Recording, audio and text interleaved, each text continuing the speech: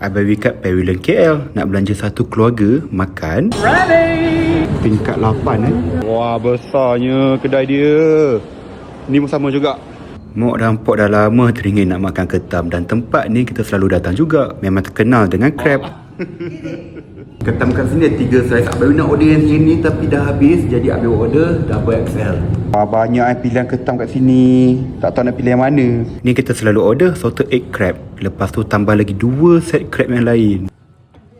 Selain crab, abang ada juga order beberapa lauk yang lain. Malam ni kita makan seafood semua. Tengok abang je tu, tengah warm up sebelum makan. Oh, dan kepada korang semua kan, makanan kat sini bukan halal tau.